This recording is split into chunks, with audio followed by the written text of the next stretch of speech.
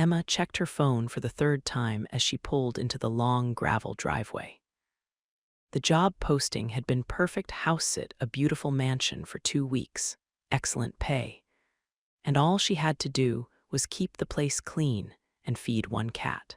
As a broke college student working 3 part-time jobs just to afford ramen noodles, it felt like winning the lottery. The driveway seemed to stretch on forever, winding through tall oak trees that formed a canopy overhead. Spanish moss hung like ghostly curtains, and Emma noticed how quiet everything was. No birds singing, no insects buzzing, just the crunch of gravel under her tires.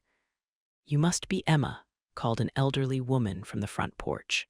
Mrs. Blackwood was exactly as Emma had pictured from their phone conversation, gray hair in a neat bun, warm smile, and a floral dress that looked like it belonged in a different decade. She stood beside an equally elderly man with kind eyes and a gentle demeanor. "Thank you so much for this opportunity, Mrs. Blackwood," Emma said, grabbing her suitcase and backpack from the car. The mansion loomed above them, all Victorian gingerbread trim and tall windows that seemed to watch her approach. "Oh, call me Helen, dear, and this is my husband Harold." The old woman gestured to the man beside her. "Come, let me show you around before Harold and I leave for the airport."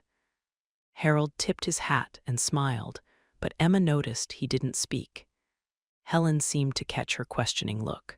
"Harold had a stroke last year," she explained softly.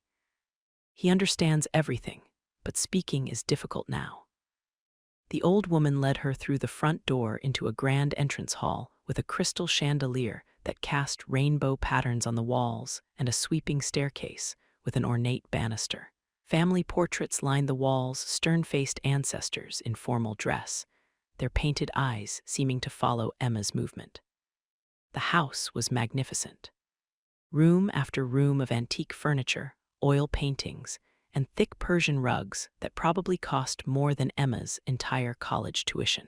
Helen showed her the kitchen with its massive cast-iron stove and walk-in pantry, the library lined floor-to-ceiling with leather-bound books, the sitting room with its grand piano, and finally, the master bedroom where she'd be staying. "This was my grandmother's room," Helen said, running her fingers along the carved wooden headboard. "She lived to be 97, bless her soul, died peacefully in this very bed." Emma tried not to think about sleeping where someone had died, but the room was beautiful high ceilings, tall windows with heavy velvet curtains, and an enormous 4-poster bed that looked like something from a fairy tale. "Now there's just one thing," Helen said, her smile faltering slightly. "Our cat, Midnight, he's special, very shy.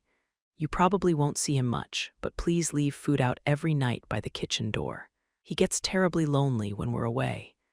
Sometimes he makes noise at night. Don't worry about it. He's just grieving." "Grieving?" Emma asked. Helen's eyes grew distant. "We had another cat, Midnight's companion, Shadow. She passed away recently, and Midnight hasn't been the same since. He wanders the house looking for her." "Of course. I love cats," Emma replied, though something about Helen's tone made her uneasy. Helen's smile returned, but there was something odd about it now, too wide, too bright. "Wonderful. Well, we must run. The taxi will be here any moment. Make yourself at home, dear. There's plenty of food in the pantry, and the phone numbers for emergencies are on the refrigerator." Harold stepped forward then and gently took Emma's hand. His grip was surprisingly strong for such an elderly man, and his eyes seemed to be trying to tell her something. He opened his mouth as if to speak, but only managed a soft, worried sound. "Now, Harold," Helen said sharply, pulling him away. "Don't frighten the girl with your worries. Everything will be fine." After the Blackwoods left in their taxi, Emma spent the evening exploring the house more thoroughly. She discovered a conservatory filled with exotic plants, a wine cellar that smelled of dust and age, and a small study lined with medical books. Apparently Harold had been a doctor. Everything seemed perfect. The Wi-Fi worked, the bed was comfortable, and she had 2 weeks of peace to catch up on her studies. As night fell, Emma remembered to put out food for midnight. She opened a can of expensive cat food and placed it by the kitchen door, along with a bowl of fresh water.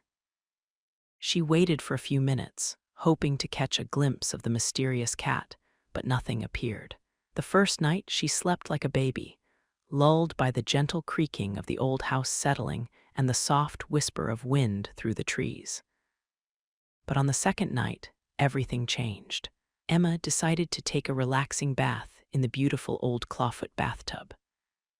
The bathroom was like something from a luxury hotel: marble tiles, brass fixtures, and tall windows that looked out over the moonlit garden. She lit several candles and sank into the hot water, letting the stress of finals week melt away. She was just starting to unwind when she heard a soft creaking sound directly above her head. At first, she thought it was just the old house settling, but the creaking was rhythmic, back and forth, like someone was rocking in a chair. She looked up at the ceiling. Between the old wooden beams, she could see something that made her heart stop. 2 bare feet were hanging down, swaying back and forth like someone was dangling right above the bathtub, watching her. The feet were pale and thin, with long, yellowed toenails that curved like claws. They moved in a hypnotic rhythm, back and forth, back and forth. "Hello, is someone there?" Emma called out, sitting up quickly. Water splashed everywhere and several candles flickered. The feet disappeared immediately, leaving only empty ceiling beams. Emma quickly got out of the bath, wrapped herself in a towel, and searched every room in the house. She checked upstairs, downstairs, every closet and corner. She even went up to the attic, using a flashlight app on her phone to illuminate the dusty space filled with old furniture and cobwebs. Nothing. No one was there, and she couldn't find any way someone could have been positioned above that bathroom ceiling. When she returned to the bathroom to blow out the candles, she noticed something that made her skin crawl. In the steamed-up mirror, someone had written a message with their finger. "Welcome home, Emma." She hadn't written it, and she was sure it hadn't been there before. That night, as she lay in the big 4-poster bed trying to sleep, she heard a voice calling from the hallway. "Emma, Emma." The voice was soft and sweet, like a child singing a lullaby. Emma got out of bed and opened the door. The long hallway was empty, lit only by moonlight coming through the tall windows. The family portraits seemed to leer down at her from their frames. "Emma, come play with me." Now the voice was coming from downstairs. Emma grabbed a flashlight from the nightstand and slowly walked down the grand staircase. Her bare feet were silent on the cold hardwood floor. The voice seemed to be leading her through the house, past all those old paintings that seemed to watch her with their painted eyes. "Emma, this way." The voice led her through the sitting room, where the piano keys seemed to shimmer in the moonlight, past the library with its thousands of leather spines, and all the way to the conservatory door. Then it suddenly stopped. Everything became completely quiet, so quiet she could hear her own heartbeat. Emma was about to turn around and go back to bed when she felt something touch her head. Invisible fingers started running through her hair, gently at first, then pulling and twisting it. It felt like someone was standing right behind her, braiding her hair tighter and tighter. The sensation was so real she could feel the warmth of breath on her neck. The pulling got so hard that tears came to her eyes. "Stop it," she whispered, spinning around. No one was there. The pulling stopped immediately, and her hair fell loose around her shoulders. But in the glass door of the conservatory, she could see her reflection and something else. A shadowy figure stood behind her, translucent and wavering like heat waves. When she turned to look directly at where it should be, nothing was there. "It's just my imagination," Emma told herself, but her hands were shaking as she hurried back upstairs. "Just stress from finals. Just an old house making me paranoid." But as she climbed the stairs, she heard something that made her blood run cold. Soft footsteps were following her, matching her pace exactly. When she stopped, they stopped. When she continued, they continued. She never looked back. On the third night, Emma was too scared to sleep in the master bedroom. She decided to use one of the guest rooms instead, a smaller but still elegant room with a single bed and a rocking chair by the window. As she pulled back the soft, quilted blankets, she saw someone was already sleeping there. A small figure was curled up under the covers, about the size of a child. Emma thought it might be a neighbor's kid who had somehow gotten into the house. "Hey, sweetie," she said gently, reaching out to shake the person's shoulder. "You shouldn't be here. Are you okay? Are you lost?" The figure slowly turned over to face her. Emma's blood turned to ice. It had her own face, but everything was wrong. The skin was white as paper and waxy like a doll's. The eyes were completely black, like deep holes that went on forever. And the mouth was stretched into a smile so wide it looked like it might split the face in half. When it opened its mouth to speak, Emma could see that its teeth were sharp and pointed like a shark's. "I've been waiting for you," it said in Emma's own voice. "We're going to have so much fun together." Emma screamed and fell backward, hitting the wall hard enough to rattle a picture frame. When she looked at the bed again, it was empty. The covers looked like no one had ever been there. But the impression of a small body was still visible in the mattress, and the pillow was still warm to the touch. Emma ran to the phone in the hallway and tried calling the Blackwoods. The number just beeped with a disconnected message. She tried her cell phone, no signal, even though she'd had full bars during the day. She tried the internet on her laptop. The Wi-Fi that had worked perfectly before was now showing no connection. Even the house phone was completely dead, producing no dial tone at all. She tried the front door, thinking she could drive to town for help, but the deadbolt wouldn't turn. The key that Helen had given her fit perfectly, but it was as if the lock had been welded shut. The windows were the old-fashioned kind with multiple latches, and though she could open them a few inches, they wouldn't open wide enough for her to climb through. She was trapped. On the fourth night, Emma didn't even try to sleep. She sat in the kitchen with all the lights on, drinking coffee and researching the house on her laptop, which now mysteriously had internet again. What she found made her stomach drop. The Blackwood mansion had a history, a dark history. The first article she found was from 1952. Local doctor and wife die in house fire. Harold and Helen Blackwood, ages 67 and 64, had perished when their Victorian mansion was consumed by flames. The cause was listed as faulty wiring, but that was impossible. She had just talked to them. They had just left for the airport. She kept digging. More articles, more deaths. Every 20 to 30 years, someone died in the Blackwood mansion. House sitters, caretakers, property managers. They were always found days later, sometimes weeks, in various states that the articles described delicately as unexplained circumstances. The most recent was from 1994. College student found dead in abandoned mansion. A young woman named Cassandra Mills, a house sitter, had been discovered in the master bedroom. The article mentioned strange marks on her body and the fact that she appeared to have aged decades in the span of a few days. Emma's hands were shaking so badly she could barely type. She searched for recent photos of the mansion, but every image showed the same thing: broken windows, collapsed roof sections, overgrown vegetation.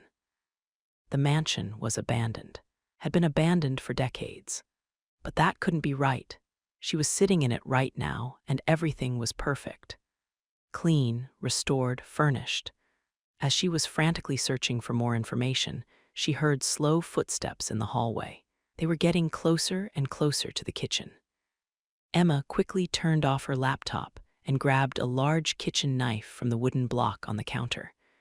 The footsteps stopped right outside the kitchen door. The doorknob slowly turned. Emma held her breath as the door creaked open. Nothing came through, just darkness and the smell of something old and musty, like flowers that had been dead for a very long time. Then she heard it, a low, rumbling purr, like a cat but deeper, more menacing. Something was in the doorway, something she couldn't see. "Here, kitty," said a voice that sounded like Helen's, but distorted, like it was coming through water. "Come to Mama, Midnight." The purring grew louder, and Emma could hear what sounded like claws clicking against the hardwood floor. Whatever was making the sound was moving into the kitchen, circling around toward where she stood. Emma backed against the counter, knife raised, trying to track the invisible presence by sound alone. The purring was right next to her now, and she could feel something brushing against her legs, something large and warm and very much alive. Then suddenly, the lights went out. In the darkness, Emma heard a sound that would haunt her forever, a wet, tearing noise, followed by the most inhuman scream she had ever heard. It was the sound of something being born, or something dying, or something that had never been either alive or dead learning how to exist.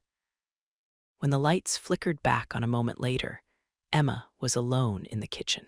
But written on the steamed-up window in what looked like claw marks were the words, "Midnight wants to play." Emma didn't wait. She grabbed her jacket and ran for the front door, not caring if it was locked. She had to get out. She had to get away. But as her hand touched the doorknob, it turned easily. The door that had been sealed shut all day now opened without resistance. Emma hesitated. Why was it open now? What was waiting for her outside? She peered through the doorway and gasped. The view had changed. Instead of the gravel driveway and oak trees, she was looking out onto what appeared to be a vast cemetery. Weathered headstones stretched as far as she could see in the moonlight, and a thick fog rolled between them like ghostly fingers. One headstone stood directly in front of the door, close enough that she could read the inscription. Emma Matthews' beloved daughter died too young. The dates showed she had died yesterday. Emma slammed the door shut and ran back upstairs. This wasn't real. This couldn't be real. She was having a nightmare or a nervous breakdown, or someone had drugged her coffee. She decided to pack her bags and wait until morning. She would figure out what was happening when the sun came up. Everything would make sense in daylight. But as she was zipping up her suitcase in the master bedroom, she heard those slow, deliberate footsteps in the hallway again. They were getting closer and closer to her door. The doorknob slowly turned. Emma quickly turned off her light and hid inside the large wardrobe. The ancient wood creaked as she pulled the doors closed, leaving just a small gap to peek through. A tall figure walked into the room. It was completely covered in shadows, moving in a strange, jerky way like a marionette with tangled strings. The thing walked over to her bed and started tucking in the blankets very carefully, smoothing them down and making them neat. Then it sat on the edge of the bed and began humming a lullaby in a sweet, gentle voice that sounded exactly like Helen's. "Hush now, my darling, don't you cry," it sang. "Mama's here to sing you a lullaby." The figure turned its head toward the wardrobe, as if it knew Emma was hiding there. In the thin strip of moonlight coming through the curtains, Emma could see its face. There was no face, just smooth, blank skin where eyes, nose, and mouth should be. But as she watched in horror, features began to appear, not growing, but being drawn onto the blank canvas by invisible fingers. First eyes, then a nose, then a mouth that looked exactly like Helen's kind smile. "Emma, dear," it said in Helen's voice, "why are you hiding? Come out and play with Midnight." The thing stood up and started walking straight toward the wardrobe where Emma was hiding. As it moved, its form began to shift and change. Sometimes it looked like Helen, sometimes like Harold, sometimes like the young woman from the newspaper article, Cassandra Mills. Emma burst out of the wardrobe and ran as fast as she could. Behind her, she heard a terrible sound like fabric ripping, followed by an inhuman scream that seemed to come from multiple throats at once. She could hear the thing chasing her, its footsteps no longer slow and deliberate, but rapid and chaotic, like several people running at different speeds. When she reached the top of the staircase, Emma looked back over her shoulder. The hallway was full of shadows that moved independently of any light source. They flowed along the walls like liquid darkness, reaching toward her with tendrils that looked almost like hands. She felt relief for exactly 1 second when she turned to look down the stairs. Then, her relief turned to absolute terror. The faceless thing was standing right in front of her at the bottom of the stairs, so close she could have touched it. But now it wasn't faceless anymore. A mouth had appeared where there had been nothing before, not a normal mouth, but a huge gaping hole that stretched across the entire bottom half of its head. Inside were rows and rows of sharp, needle-like teeth that glittered in the moonlight like broken glass. But that wasn't the worst part. The worst part was that there were more of them now. Figures filled the bottom of the staircase, men, women, children, all with the same terrible gaping mouths, and all wearing the faces of people who had died in this house over the decades. Emma screamed and tried to step backward, but something grabbed her wrist. She looked down and saw a hand, but it wasn't a normal hand anymore. The fingers were too long and bent in wrong directions, ending in claws instead of fingernails. The skin felt like cold stone and was covered in what looked like gray fur. The thing started pulling her toward those terrible, wide-open mouths. No, Emma pulled back as hard as she could.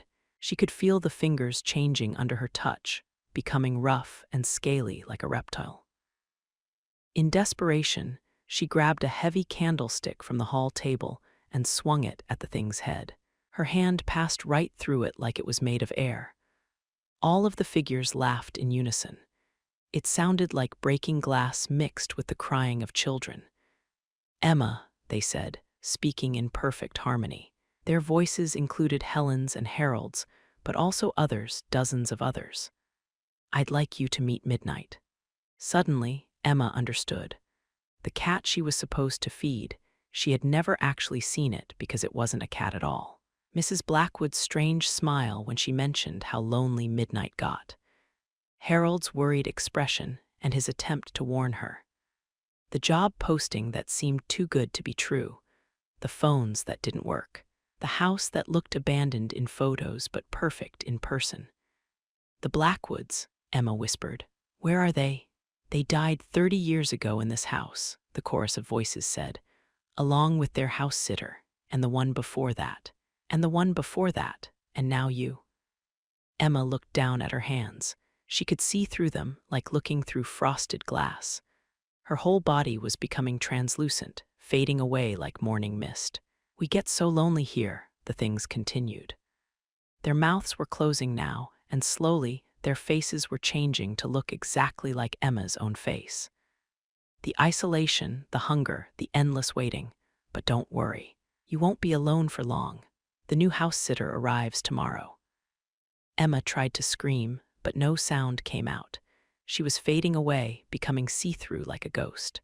But as she faded, she could feel herself becoming part of something larger, something that had been feeding on the life force of visitors for decades. She could feel the memories of all the others who had come before her, Cassandra Mills, who had hidden in the conservatory before they found her. Michael Roberts, who had tried to climb out a window and fell to his death. Lisa Morrison, who had lasted a full week before succumbing to the thing that called itself Midnight. The last thing she saw was her own reflection in the hallway mirror, but she wasn't alone. She was standing next to all of them, all the house sitters who had come before, and the Blackwoods themselves. They were all smiling and waving at someone who wasn't there yet. The thing that had once been Emma turned to face the front door, already anticipating the arrival of fresh prey. The next morning, a young man named David knocked on the door of the beautiful Blackwood mansion. He was excited about his new job, house-sitting for a nice, elderly couple. The pay was amazing, and all he had to do was keep the place clean and feed their cat. Through the window, he could see an elegantly dressed elderly woman with gray hair in a neat bun walking toward the door, her warm smile exactly as he had imagined from their phone conversation. The job posting had seemed too good to be true. But that's exactly how the best traps always look.